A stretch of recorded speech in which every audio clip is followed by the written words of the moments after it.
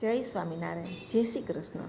મારો દીકરો પૂછે છે મમ્મી તેલ બનાવ્યું છે બેટા વાળમાં નાખવાનું કે જે ખરતા વાળ અટકાવે છે, ફોડો કે ડેન્ડ્રફ છે એ અટકાવે છે ને વાળને કાળા કરવામાં મદદ કરે છે અને ગ્રોથ વધારે છે। એવું સરસ મજાનું તેલ બનાવ્યું છે, જો ગાડી લો નીચે। તો આ રીતે મેં તેલ બનાવ્યું છે।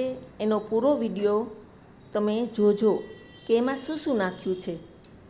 તો આ તેલ ખૂબ ઉપયોગી છે વાળ માટે। એના માટે મેં કડવા લીમડાના પાન લીધા છે 1 કપ, જાસૂદના 8 પાન લીધા છે અને 10 ફૂલ લીધા છે, તેમજ મીઠો લીમડો 1 કપ મીઠો લીમડોના પાન છે અને 2 ચમચી 2 થી 3 ચમચી એલોવેરાનો પલ્પ છે, મેથી દાણા છે 2 ચમચી અને 2 ચમચી કલોંજી છે, 2 ચમચી આમળા પાવડર છે, તેમજ સ્ટેનલેસ સ્ટીલનું વાસણ પસંદ કરવાનું છે અને ધીમો ગેસ રાખીને એમાં આપણે 500 ml તેલ નાખેલું છે।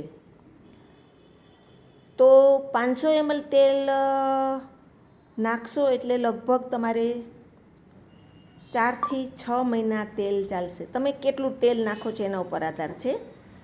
અને તમારું તેલ થોડું ઘણું ગરમ થઈ જાય એટલે ધીમે ધીમે તૈયાર કરેલી બધી જ વસ્તુઓ એમાં એડ કરતું જવાનું છે।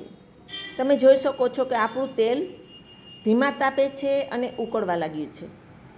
તો આ રીતે ધીમે ધીમે એને ગરમ કરતું જવાનું છે અને હલાવતું જવાનું છે।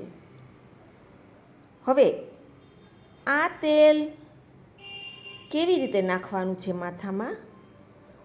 તો વાળને ધોયા પછી એકદમ સુકાઈ જવા દેવાના છે અને ત્યાર પછી ધીમા ધીમા હાથે આંગળીના ટેરવાથી તમારા વાળના મૂળને ડેમેજ ન કરે એ રીતે, નખ તમારા મોટા ન હોવા જોઈએ, નખ બિલકુલ વાળમાં લાગવો ન જોઈએ, એ રીતે મસાજ આંગળીના ટેરવાથી કરતું જવાનું છે હલકું હલકું, અને મૂળમાં મસાજ કરતું રહેવાનું છે અને વાળમાં નાખવાનું છે। અઠવાડિયામાં 3 વખત નાખવાનું છે। જો તમને તેલ નાખવું ન ગમતું હોય તો રાત્રે નાખી લ્યો અને સવારે વોશ કરી નાખો। અને શેમ્પૂ પણ હર્બલ શેમ્પૂ જ વાપરવા, બહુ સ્ટ્રોંગ શેમ્પૂ ન વાપરવા, એવું શેમ્પૂ। અને શેમ્પૂ કરવાની પણ રીત છે, અતિ ફીણા થશે તો તમારા વાળને ડ્રાય કરી નાખશે। એટલે તમારે માત્ર ને માત્ર એકદમ થોડી માત્રામાં શેમ્પૂ લઈને વાળની ચિકાસ કાઢવાની છે અને વાળને આંગળીના ટેરવાથી ઘસીને સાફ કરવાના છે। આ રીતે ચોખ્ખા પાણીથી વાળ તેલ નાખ્યા પછી 24 કલાક પછી ધોવાનું છે, અથવા તો 12 કલાક પછી, તમને જેમ અનુકૂળ આવે એમ। સવારે નાખો તો સાંજે ધોઈ કરી નાખો અને સાંજે નાખો તો સવારે ધોઈ નાખો। આ રીતે તમારે વાળને સિસ્ટમેટિક ધોવાના છે અને તેલ પણ સિસ્ટમેટિક નાખવાનું છે। જો આવી સિસ્ટમથી તમે તેલનો, આવા બનાવેલા તેલનો, ઘરે બનાવેલા તેલનો યુઝ કરશો તો 100% રિઝલ્ટ આવશે। આ મારો જાત અનુભવ છે। નાની ઉંમરમાં જેને તકલીફ હોય કે વાળ ખરી જાય છે, ડેન્ડ્રફ થાય છે, વાળમાં ફોલ્લીઓ પડે છે, તેમજ વાળની અંદર કોઈ ઇન્ફેક્શન લાગ્યું હોય છે, ઉંદરી થઈ છે, ઉંદરી પણ આ તેલ મટાડે છે। આ હું તેલ 3 વર્ષથી બનાવું છું અને 3 વર્ષથી મેં ઘણાને આપેલું છે। એ પોતે જ મને કહે છે કે આ તેલ ખરેખર કારગર છે। તો આ તેલ તમે બનાવજો અને જરૂર ટ્રાય કરજો। બજારમાં મળે જ છે, નો ડાઉટ, પણ એ તેલ ખૂબ મોંઘા પડે છે, સામાન્ય ઘરને ન પરવડે। આ તેલ સામાન્ય ઘરને ન પરવડે એટલા માટે જ હું ચોક્કસ ભાર દઈને કહું છું કે થોડીક મહેનત તો જરૂર પડે છે, સમય દેવો પડે છે, કેમ કે આ કોઈ વસ્તુ ઇઝી નથી બનાવવી અને બધી વસ્તુઓ ભેગી કરવી, સમય આપવો અને દરેક વસ્તુ મેં ભેગી કરી છે, સ્વચ્છ પાણીમાં ધોઈ છે, કોરી કરી છે અને પછી જ હું ઉપયોગ કરું છું. ક્યારેય કોઈ વસ્તુ હું એમનેમ નથી વાપરતી, કેમ કે હું તમને સારું પીરસું છું.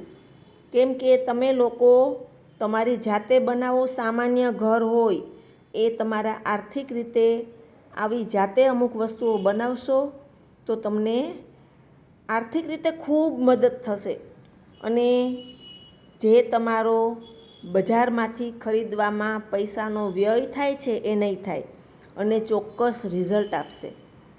તો જરૂર મારી બહેનો આ ટ્રાય કરજો અને આ વિડીયો બનાવવામાં મને ખૂબ મહેનત પડે છે. તો મારી ચેનલને પ્લીઝ લાઈક કરજો, શેર કરજો અને સબસ્ક્રાઈબ જરૂરથી કરજો. આ છેલ્લે સુધી મારો વિડીયો જોજો, તમને સાચી માહિતી મળશે. મેં 3 વસ્તુ એવી નાખી છે કે જે તમારા વાળને ખૂબ જ ગ્રો કરશે, નાની ઉંમરમાં સફેદ થતાં અટકાવશે. હવે અમુક ઉંમર થાય ત્યારે તો કુદરતનો નિયમ છે કે તમે ગમે એમ કરશો તો એ વાળ સફેદ થવાના જ છે, પણ નાની ઉંમરમાં જે સફેદ વાળ થાય છે ને એ અટકાવશે. તો જરૂર ટ્રાય કરજો. એટલે તમે કહેશો મેડમ તમારા વાળ તો સફેદ થઈ ગયા છે. હા, મારા વાળ સફેદ થઈ ગયા છે એટલે જ હું તમને આ પીરસું છું કે તમારે વાળ સફેદ નાની ઉંમરમાં ન થાય એટલા માટે તમે કરજો. જુઓ, આપણું તેલ ધીમે ધીમે ઉકળવા માંડ્યું છે, બધી જ સામગ્રી નાખેલી છે, એનો કલર ચેન્જ થવા લાગ્યો છે. જ્યાં સુધી ફીણા વળે છે તેલની અંદર, એર બબલ્સ થાય છે, ત્યાં સુધી સમજવાનું છે કે આપણા તેલમાં હજુ ભેજ છે. જોઈ લો, આ તેલ આપણું એકદમ કાળું, ઉપરની વસ્તુઓ કાળી થઈ ગઈ છે, ફીણા વળતા અટકી ગયા છે. એટલે હવે આપણે માની લેવાનું છે કે આપણું તેલ રેડી થઈ ગયું છે. તો હવે એને ગેસ ઉપરથી ઉતારીને ઠંડી જગ્યાએ, છાંયડાવાળી જગ્યાએ ઠંડુ કરવા માટે મૂકી દેવાનું છે. તો અહીંયા આપણું તેલ ઠંડુ થઈ ગયું છે અને એનો તેલનો કલર પણ ચેન્જ થઈ ગયો છે. થોડુંક લીલાશ પડતું તેલ થઈ ગયું છે આપણું. વધારે બળવા નથી દેવાનું કે વધારે ઉકળવા નથી દેવાનું, ખાસ યાદ રાખજો. એનો ટાઈમિંગ છે એ જ પ્રમાણે આપણું તેલ રાખવાનું. જોઈ લો, આ કલર થઈ ગયો છે એકદમ મસ્ત. તમે પણ જરૂર ટ્રાય કરજો. Take care.